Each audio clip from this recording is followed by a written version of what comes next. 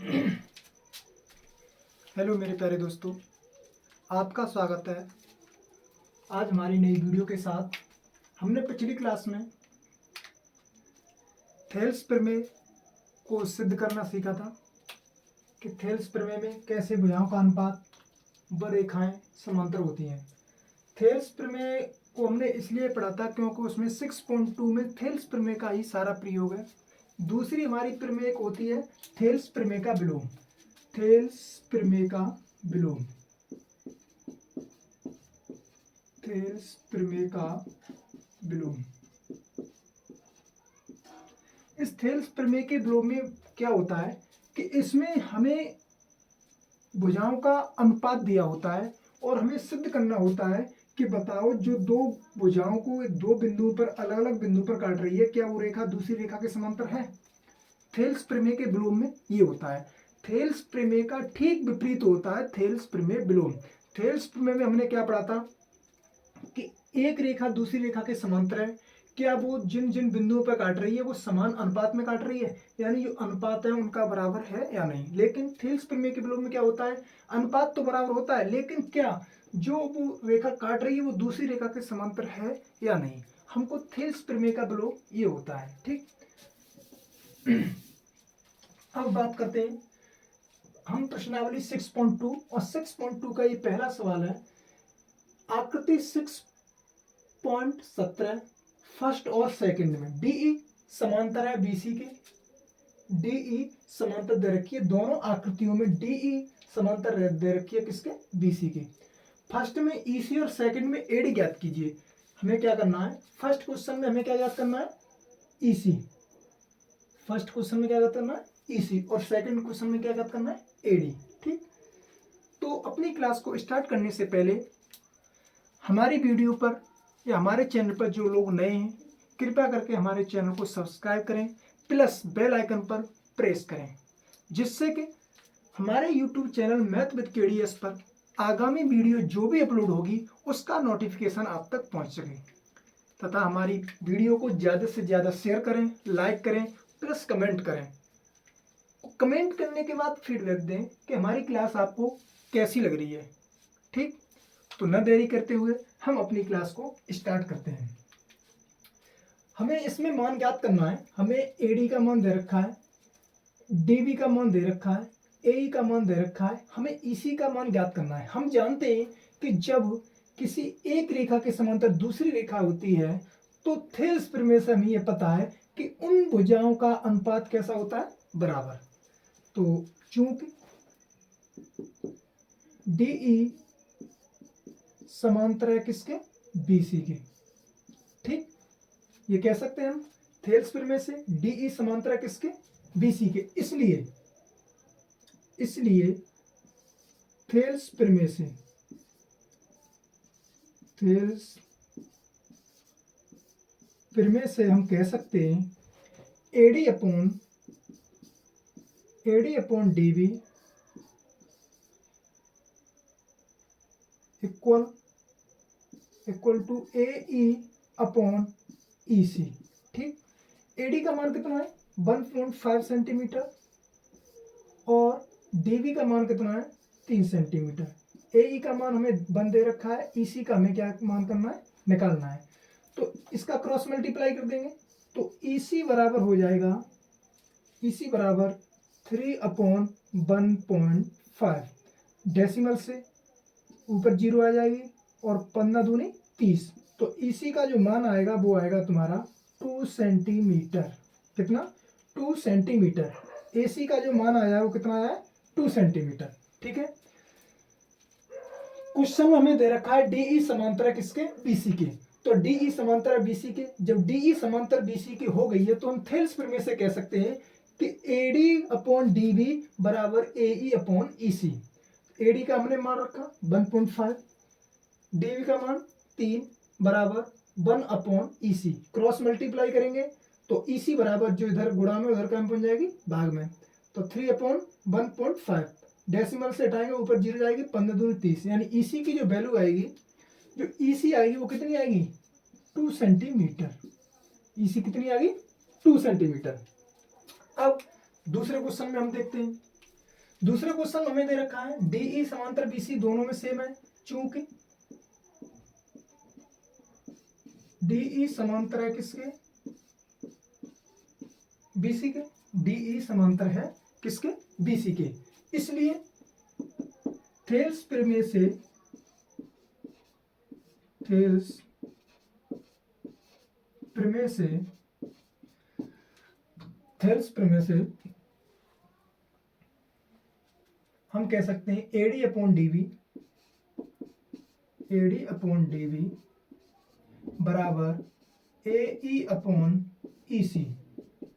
AD का मान हमें ज्ञात करना है, तो एडी, डीवी का मान हमें दे रखा है 7.2 बराबर, एई का मान दे रखा है 1.8 सेंटीमीटर और ईसी का मान दे रखा है 1.4।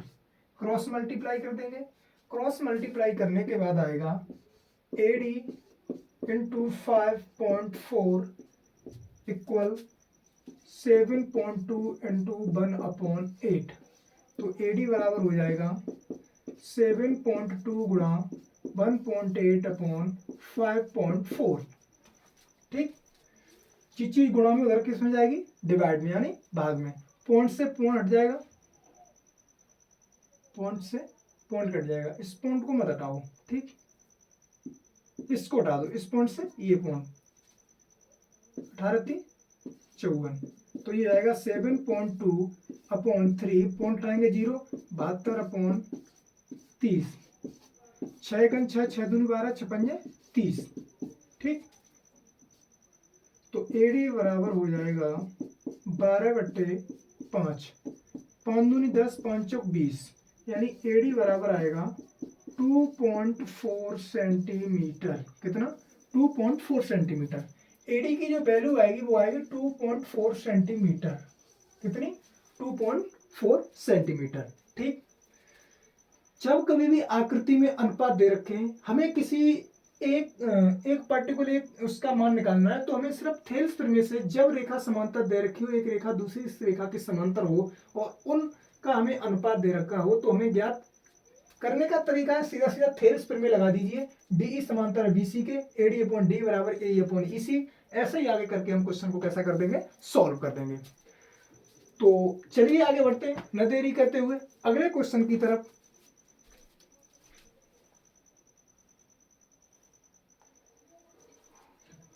देखिए हमारे ये 3 क्वेश्चन है। दूसरे क्वेश्चन के 3 पार्ट हैं। दूसरा क्वेश्चन है किसी त्रिभुज पी क्यू आर की भुजाओं पी क्यू और पी आर पर क्रमशः बिंदु ई और एफ स्थित हैं। निम्नलिखित में से प्रत्येक स्थिति के लिए बताइए कि क्या ई एफ समांतर है क्यू आर के। अब इन क्वेश्चनों में हमें क्या करना है कि भुजाओं का अनुपात हमें दे रखा है। भुजाओं के अनुपात से हमें यह ज्ञात करना है कि जो रेखा क्रमशः बिंदु ई एफ पर स्थित है, यानी जो रेखा दो रेखाओं को अलग अलग दो बिंदुओं पर प्रतिच्छेद कर रही है, वो रेखा तीसरी रेखा के समांतर है या नहीं, हमें यह ज्ञात करना है। और हमने पहले ही बताया था थेल्स प्रमेय का विलोम ये होता है कि जब भुजाओं का अनुपात दिया होता है तो हमें एक रेखा दूसरी रेखा के समांतर ज्ञात करनी होती है, वो होता है थेल्स प्रमेय। पहला क्वेश्चन है पीई बराबर 3.9 सेंटीमीटर, ई क्यू बराबर 3 सेंटीमीटर, पी एफ बराबर 3.6 सेंटीमीटर और एफ आर बराबर 2.4 सेंटीमीटर। सबसे पहले हमें त्रिभुज बनाना होगा। त्रिभुज बनाने के लिए सबसे पहले हम पहला क्वेश्चन सॉल्व करते हैं। पहले क्वेश्चन में हम त्रिभुज बनाते हैं। ये त्रिभुज है, तो त्रिभुज क्या है, पी क्यू और आर। पी क्यू और पी आर पर क्रमशः बिंदु ई और एफ स्थित हैं। मान लो ई एफ बिंदु स्थित है, ये बिंदु ई है और ये बिंदु कितना है, एफ। ये दो बिंदु पी आर और पी क्यू पर स्थित हैं। उसके बाद हमें ये सिद्ध करना है कि ई एफ समांतर है क्यू आर के। ई एफ समांतर है क्यू आर के कि नहीं, हमें सिर्फ ये चीज सिद्ध करनी है। और इस चीज को सिद्ध करने के लिए हमें कुछ नहीं करना, सिर्फ सिद्ध करने के लिए आगे हम देखते हैं। सबसे पहले पी एफ हमको पता है, पी एफ बराबर है 3.6 सेंटीमीटर। एफ आर हमें दे रखी है 2.4 सेंटीमीटर और ई क्यू हमें दे रखी है 3 सेंटीमीटर और पीई दे रखी है हमें 3.9 सेंटीमीटर। ठीक, तो पीएफ का मान है 3.6 सेंटीमीटर। एफ आर का मान दे रखा है 2.4 सेंटीमीटर। ई क्यू का मान हमें दे रखा है 3 सेंटीमीटर। पीई का मान दे रखा है 3.9 सेंटीमीटर। ठीक, हमें सारी भुजाओं को प्रक्षेप एक समांतर रेखा कर रही है, उनका हमें अनुपात दे रखा है। क्या दे रखा है? उनका हमें अनुपात दे रखा है। तो सीधी सी बात है, आगे हम इसे सॉल्व करते हैं। सॉल्व करने के लिए पीई अपॉन क्या हो जाएगा? E Q. भुजाओं का अनुपात जब समान हो जाएगा तो वो रेखा क्या है? दूसरी रेखा के कैसी हो जाएगी? समांतर। तो PE upon E Q, P F बट्टे एफ आर। ठीक, पी एफ बट्टे एफ आर। पी क्यू का मान अगर बात करें, पीई का मान हमें दे रखा है 3.9 सेंटीमीटर बट्टे ई क्यू का मान दे रखा है 3 सेंटीमीटर बराबर पी एफ का मान 3.6 और एफ आर का मान दे रखा है 2.4। पॉइंट से पॉइंट हट गया, यहाँ से हटाएंगे 0, 3 से काटेंगे, 3 एकम 3, 3 त्रिक 9, 3 9 30। ठीक, बराबर इसे 3 एकम 3, 3 दूनी 6 और 3 8 24। क्या इन भुजाओं का अनुपात समान है? नहीं है, क्योंकि यहाँ 13/10 है और ये 12/8 है। तो सीधी सीधी बात करेंगे हम, चूंकि PE upon E Q is not equal to P F upon F R. ठीक, अतः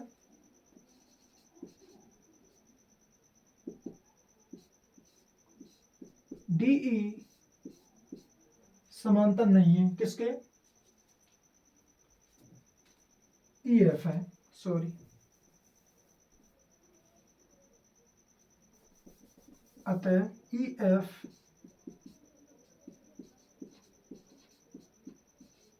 समांतर नहीं है क्यू आर के। ठीक, क्यू आर के, सीधी सी बात है, ई एफ समांतर नहीं है क्यू आर के। ठीक, अब दूसरा क्वेश्चन हम करते हैं। दूसरे क्वेश्चन में भी हमें क्या बनाना पड़ेगा? त्रिभुज बनाना पड़ेगा। दूसरे क्वेश्चन में भी त्रिभुज बनाना पड़ेगा। ये है पी क्यू आर, एक ये रेखा है समांतर, इसे बोलेंगे हम ई एफ। पीई दूसरे क्वेश्चन है, ये है दूसरे क्वेश्चन में पीई है 4 सेंटीमीटर। उसके बाद क्यूई है हमारी 4.5 सेंटीमीटर। ठीक, उसके बाद पीएफ कितनी है? 8 सेंटीमीटर और उसके बाद आरएफ हमें दे रखी है 9 सेंटीमीटर।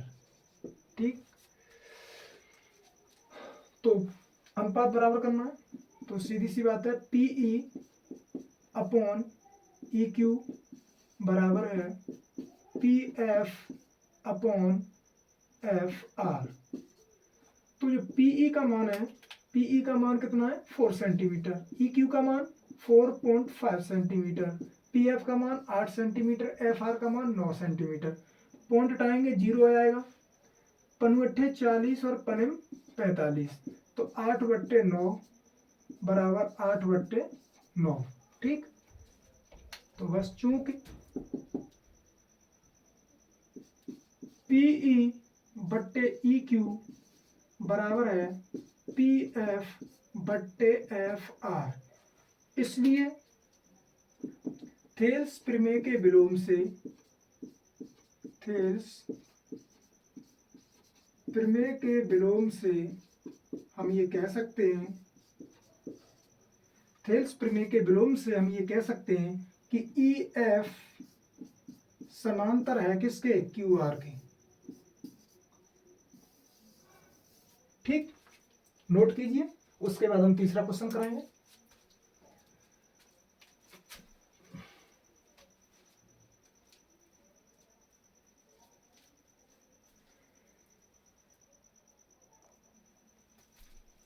चलिए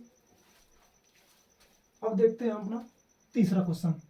दूसरे क्वेश्चन के जो दो पार्ट हो गए तो उसके बाद हमारा तीसरा क्वेश्चन बचा, अब उसके बारे में हम बात करते हैं। तीसरे क्वेश्चन में हमें दे रखा है पी क्यू बराबर 1.28 सेंटीमीटर, पी आर बराबर 2.56 सेंटीमीटर और पीई बराबर 0.18 सेंटीमीटर और पी एफ बराबर दे रखा है 0.36 सेंटीमीटर। हमने ये आकृति बनाई है, त्रिभुज बनाया है P Q R, E F इसके क्यू आर के क्या है, समांतर है, ये हमें ज्ञात करना है। हमें पी क्यू यानी पूरी पी क्यू की भुजा की जो लंबाई दे रखी है 1.28 सेंटीमीटर और पी आर भुजा की जो लंबाई दे रखी है 2.56 सेंटीमीटर, पीई हमें 0.18 सेंटीमीटर दे रखी है और पी एफ 0.36 सेंटीमीटर। हमें उन भुजाओं का अनुपात ज्ञात करने के लिए एफ आर की जरूरत पड़ेगी और ई क्यू की जरूरत पड़ेगी। तो सबसे पहले हम एफ आर और ई क्यू निकालेंगे। हमें पता है कि पी क्यू बराबर क्या होता है, पीई प्लस ई क्यू। ठीक, PE plus E Q. P Q की हमें मान दे रखा है 1.28 सेंटीमीटर, पी हमें दे रखी है 0.18 सेंटीमीटर प्लस ई क्यू निकालनी है। तो ई क्यू बराबर हो जाएगा 1.28 माइनस के 0.18। तो ई क्यू बराबर 8 में से घटाएंगे 0, 2 में से गया 1, तो 1.10 ये आएगा सेंटीमीटर। ई क्यू की वैल्यू जो आएगी वो आएगी 1.10 सेंटीमीटर। ठीक है, अब आगे हम बात करते हैं। आगे हमें निकालना है पी आर बराबर, हमें पता है पी आर बराबर होगा P F plus F R और पी आर का हमें मान दे रखा है 2.56 सेंटीमीटर और पी एफ का मान दे रखा है 0.36 प्लस एफ आर।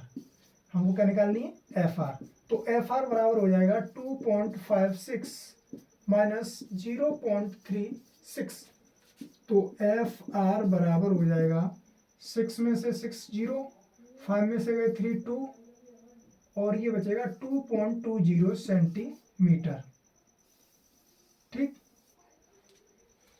अब वह काम करना है हमें, वही काम जो दो क्वेश्चन में किया था वही काम आगे करना है। तो सीधी सी बात है, पीई अपॉन ई क्यू बराबर P F upon F R. PE का जो मान है वो कितना है 0.18 और ई क्यू का जो हमने मान निकाला है वो निकाला है 1.10 is not equal P F 0.36 upon और एफ आर हमें निकाला है 2.20।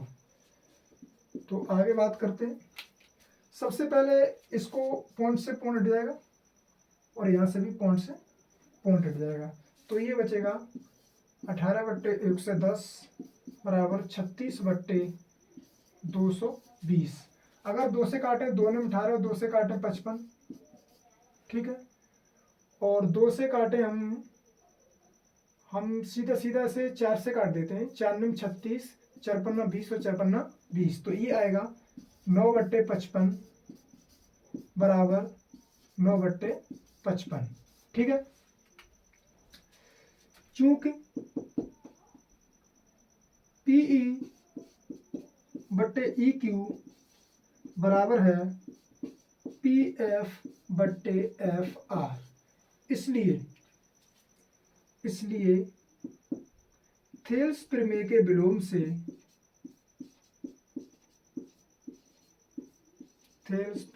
विलोम से हम ये कह सकते हैं ई एफ समांतर है किसके, क्यू आर के। ई एफ समांतर है किसके, क्यू आर के। दूसरे क्वेश्चन के हमारे तीनों पार्ट हो चुके हैं। अब बढ़ते हैं अगले क्वेश्चन यानी तीसरे क्वेश्चन की तरफ।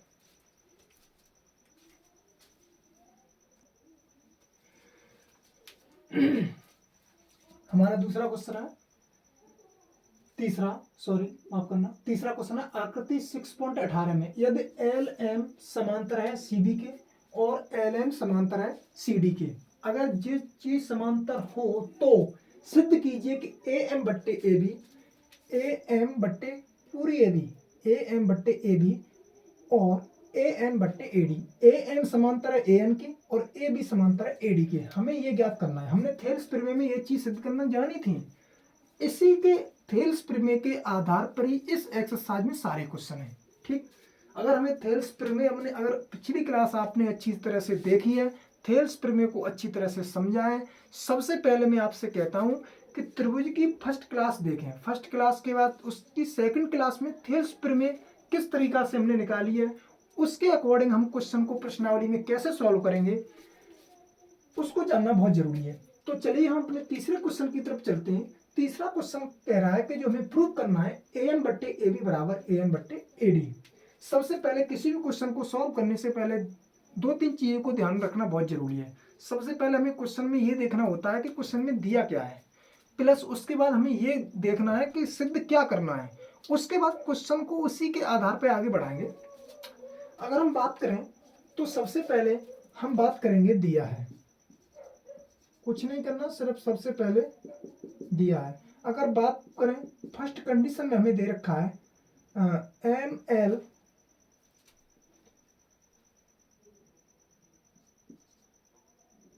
समांतर है किसके, बीसी के।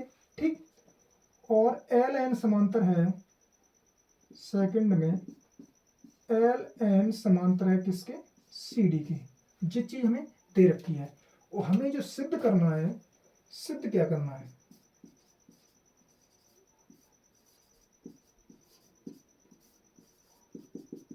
सिद्ध करना है,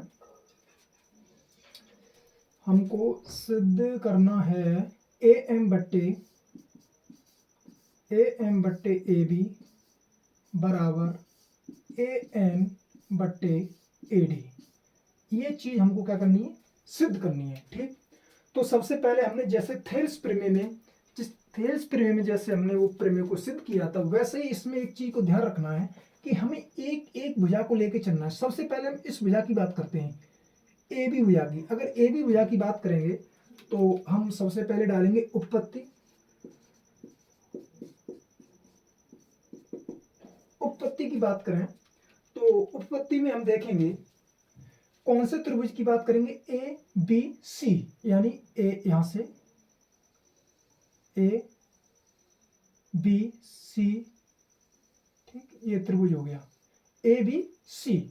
तो त्रिभुज ए बी सी में, ठीक, त्रिभुज ए बी सी में एम एल समांतर है किसके, बी सी के।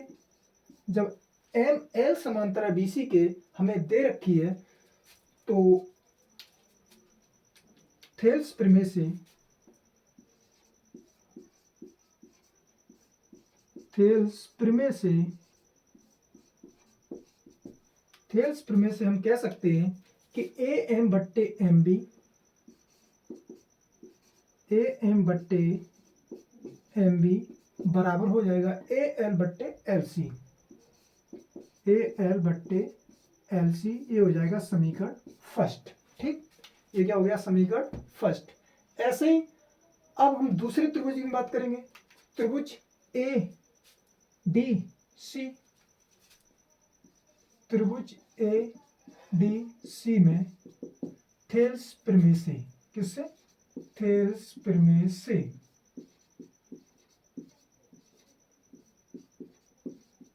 थेल्स प्रमेय से इसमें बात करें तो थेल्स प्रमेय से इसमें हमें दे रखा है एल एन समांतर है किसके, सी डी के। एल एन समांतर किसके, सी डी के। तो ए एन बट्टे एन डी, ए एन बट्टे एन डी बराबर हो जाएगा ए एल बट्टे एल सी। ये हो जाएगा समीकरण सेकंड। ठीक, समीकरण सेकंड। अब देखो इसमें ए एल बट्टे एल सी बराबर ए एम बट्टे एम बी है, इसमें भी ए एल बट्टे एल सी बराबर ए एन बट्टे एन डी है। किसी एक समीकरण से ए एल बट्टे एल सी का मान किसी दूसरे समीकरण में रख दो। तो समीकरण फर्स्ट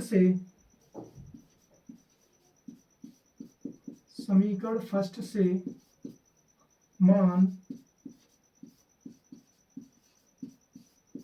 समीकरण सेकंड में रखने पर, समीकरण सेकंड में रखने पर तो ये हो जाएगा ए एन बट्टे एन डी बराबर ए एम बट्टे एम बी। चाहो तो इसे सीक्वेंस में लिख लो, क्योंकि हमें क्या लेके आना है, ए एम बट्टे एम बी। तो ए एम बट्टे एम बी बराबर हो जाएगा ए एन बट्टे एन डी। जब कोई चीज बराबर है तो हम इधर से उधर लिख सकते हैं। ठीक, ये चीज होगी ए एम बट्टे एम बी। हमें ऊपर लेके आना है ए एम। ठीक, ऊपर क्या लेके आना है, ए एम। अगर हमें ऊपर ए एम लेके आना है और नीचे ए बी लेके आना है और ऊपर लेके आना है ए एन, इसमें भी ए एन है, नीचे क्या लेके आना है एन डी, और इसमें क्या लेके आना है ए डी। तो हमें इसमें क्या करना होगा, इनका व्युत्क्रम कर देते हैं। क्या कर देते हैं, इनको पलट देते हैं, यानी इन दोनों पक्षों का क्या कर देंगे, व्युत्क्रम। तो लिखेंगे यहाँ व्युत्क्रम करने पर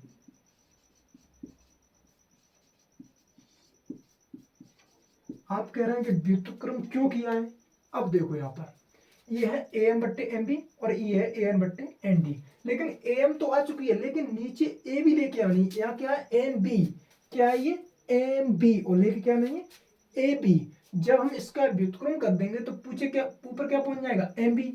जब एम बी पहुंच जाएगा एम बी में, अगर ए एम को ऐड करेंगे हम तो जो मान आएगा वो क्या आएगा, ए बी। क्या आएगा, ए बी। ऐसे ही A N plus N D क्या हो जाएगा, ए डी। तो एन डी और प्लस ए एन दोनों को ऐड करके हम क्या लेके आएंगे, ए डी। इसलिए इसका व्युत्क्रम किया है। व्युत्क्रम करने पर जो मान आएगा वो आएगा एम बी बट्टे ए एम बराबर एन डी बट्टे ए एन। ठीक, अब हमें पता है अब इसमें ऐड करने के लिए कोई एक ऐसी कोई संख्या ले रहे हैं जो उसका मल्टीप्लाई करने पर कोई उसका गुणांक में ज्यादा अधिक परिवर्तन न हो। क्या ना हो, परिवर्तन न हो। तो सीधी सी बात है, इसमें हम लिख देंगे दोनों पक्षों में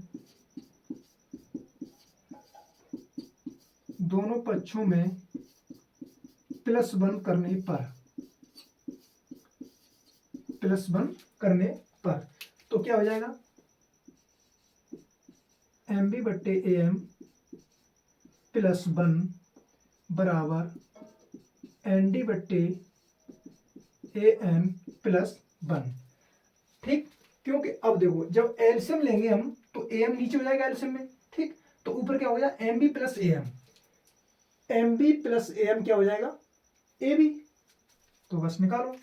तो एलसीएम लेंगे, नीचे हो जाएगा ए एम बट्टे ऊपर हो जाएगा एम बी प्लस के ए एम बराबर N D plus A N बट्टे हो जाएगा ए एन। ठीक है, तो M B plus A M बराबर होता है ए बी। तो ये हो जाएगा ए बी बट्टे ए एम बराबर N D plus A N होता है ए डी। तो ए डी अपॉन हो जाएगा A D upon A N. ठीक, अब देखो हमें लेके आना है ऊपर ए एम और नीचे लेके आना है ए बी। तो पुनः व्युत्क्रम करने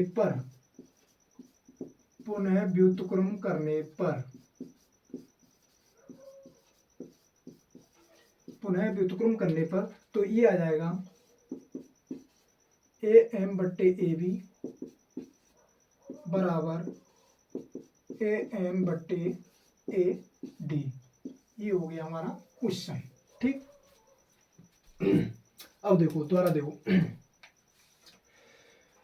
प्रश्नावली 6.2 का ये तीसरा क्वेश्चन था। आकृति 6.18 में यदि LM समांतर है CD के और LN समांतर CD हो तो सिद्ध करना है हमें AM बट्टे AB बराबर AN बट्टे AD।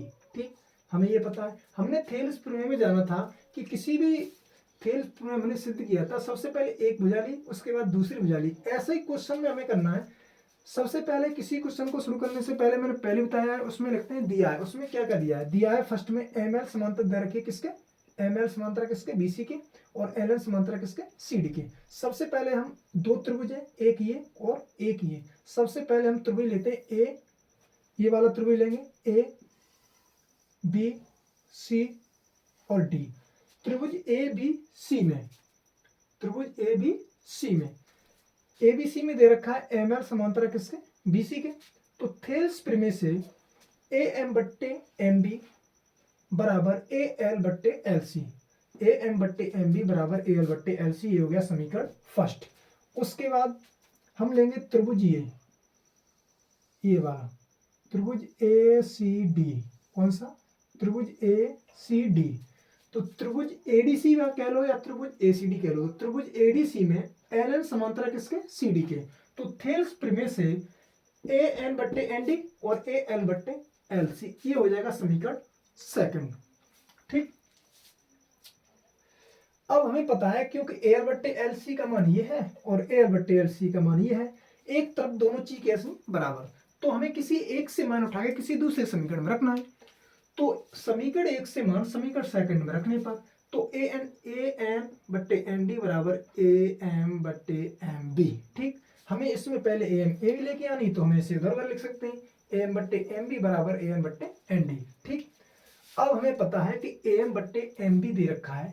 किसी भी चीज को अगर हम मान लो, क्योंकि हमें पता है इसमें MB तो हमें लेके आना नहीं है, इसमें कहीं भी MB लेके नहीं आया। अगर हम डायरेक्ट यहाँ +1 करते तो ये हो जाएगा AM प्लस MB, यानी AM प्लस MB तो ये भी आ जाता, लेकिन नीचे MB है, क्योंकि इसमें तो हमें MB निकालना ही नहीं है। सिद्ध करने में जो चीज दी है उसमें MB हमें लेके ही नहीं आना है, तो हमें सीधा क्या करना है? हमें AM लेके आना है। इसलिए हमने क्या किया है? ठीक, जो भी क्वेरी होगी द्वारा में आपकी सारी क्वेरी खत्म हो जाएंगी। ठीक, ऐसे ही इसमें AM बट्टे ND है। अब देखो AM तो लेके आनी, लेकिन ND हमें लेके नहीं आनी। अगर यही हम +1 करके अगर इसको हम सॉल्व करते तो हमारी ND हमेशा नीचे रहती। जब ND नीचे ले जाती तो हमारा क्वेश्चन नहीं हो पाता, क्योंकि हमें इसमें क्या लेके आनी है? AN लेके आनी है। यहाँ पर क्या है? ND, और यहाँ पर क्या है? AD। ठीक, इसलिए हमने सबसे पहले क्या किया? व्युत्क्रम करने पर, यानी इनको पलट दिया है। पलटने पर हमने लिखा है MB बट्टे AM ND बट्टे AN। अब हम इसमें +1 कर सकते हैं, तो दोनों पक्षों में +1 करने पर तो ये हो जाएगा MB बट्टे AM +1 ND बट्टे AN +1। एलसीएम लेंगे तो AMB प्लस AM बट्टे AM और ND प्लस AM बट्टे AN। हमें पता है MB और AM दोनों को मिला के क्या बनता है? AB। तो ये क्या हो गया? AB। ऐसे ही ND प्लस AN, यानी ND और प्लस AN दोनों को मिला के क्या बनता है? AD। तो ये क्या हो गया? AD बट्टे AN और AB बट्टे AM। तो हमें क्या करना है इसमें? अब देखो, हमें AM को ऊपर लेके आना है और AD को भी ऊपर लेके आना है। तो पुनः व्युत्क्रम करने पर AM बट्टे AB बराबर हो जाएगा AN बट्टे AD। ठीक, ये हमारा हो गया तीसरा क्वेश्चन। आगे क्वेश्चन अगली वीडियो में कराएंगे हम। ठीक, तब तक के लिए नमस्कार। और सभी बच्चों से मेरा अनुरोध है कि चैनल को सब्सक्राइब जरूर करें, क्योंकि आप बोल रहे होंगे कि पहले भी और बाद में भी। हमारा इससे क्या है, आप लोग जब चैनल को सब्सक्राइब करेंगे ना तो हमें इससे मोटिवेशन मिलता है। हमें मतलब बहुत ही ये होता है कि हमें आगे और भी वीडियो बनानी चाहिए, और भी बच्चों के लिए हमें वीडियो डालनी चाहिए। कोई यहाँ कोई रुपए नहीं लग रही है, फ्री में पूरा कंटेंट दे रहे हैं, करा रहे हैं क्वेश्चन को अच्छे से अच्छे और तरीका से।